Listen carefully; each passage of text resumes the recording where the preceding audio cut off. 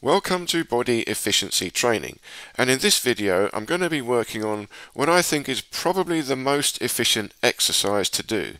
It's a single exercise. We're just swinging our arms left and right. It's called arm swinging, but it's so efficient.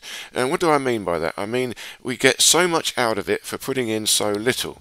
So this really, I would say, has got to be the first exercise in this whole body efficiency training.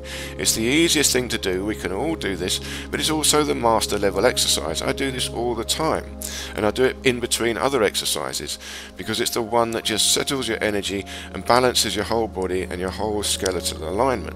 And it's so easy to do. It gets the blood flowing, it gets the lymphatic system going, so you get so many benefits from just doing this simple standing up and twisting left and right.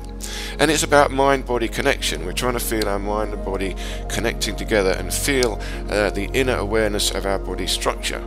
So as you practice this, just try and stand up straight. This is the most important thing. You're trying to feel the natural S-curve in the spine and a nice line from the crown down to the sacrum, and you're just pivoting along this line. Now, it's a very easy exercise. We can all do that, but there's still risks. The biggest danger in this exercise is over twisting. You don't want to over twist. You've got to be mindful of your spine. What you're trying to feel is a nice even twist through your whole spine all the way up, and not just in one place. If you're feeling it just in one place, you've got to slow down. It's got to be even, and even you then get a bit of movement in your hips and a bit of movement in your rib cage and your shoulder. So now let's build the structure a bit better. You see, you're standing in a little horse riding stance, and here you've got to hold the torso correct. So I'm pulling in the belly first and then pulling in the obliques at the side, lifting up the rib cage. I'm essentially holding up the frame like a dancer, holding up the frame. I'm trying to find the S-curve in the spine and hold it there a little bit against gravity. So that requires a bit of tension in the waist. So I've got to pull in the TA muscle, the belly towards the spine.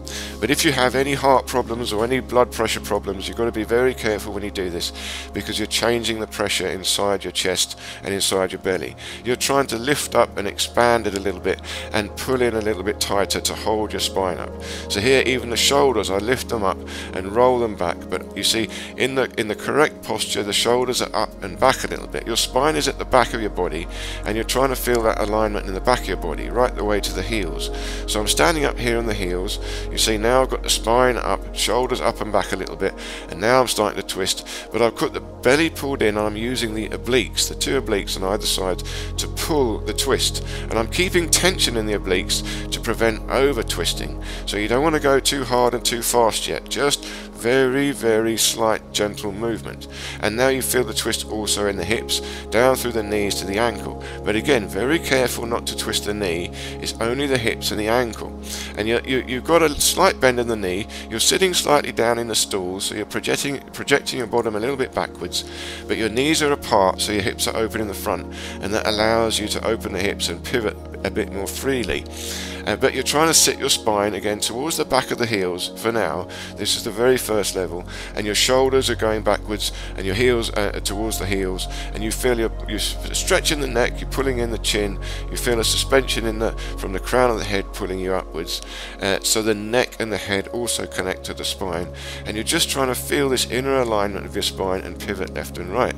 And you breathe deeply, but you're breathing into the back of the ribs. You're trying to feel an expansion in the rib cage and a movement in your rib cage, because you've opened the rib cage, you've lifted it up, but as you twist, you see the rib cage gets pulled backwards and stretched forwards as you're twisting. You're trying to mobilize the entire spine, the hips, the shoulders, the rib cage, the neck, the knees and the ankles. But the knees, again, you want to be careful. You're not twisting the knees, you're just sitting comfortably in the knees. The twist and the bounce is happening in the hips and the ankles. So very careful, very gentle.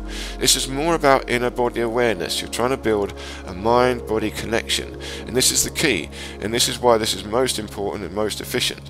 So it's the master level exercise because we want this mind-body connection. We want to feel an inner control of our structure and movement. Okay, I hope you enjoyed this little workout and look forward to seeing you in the next video.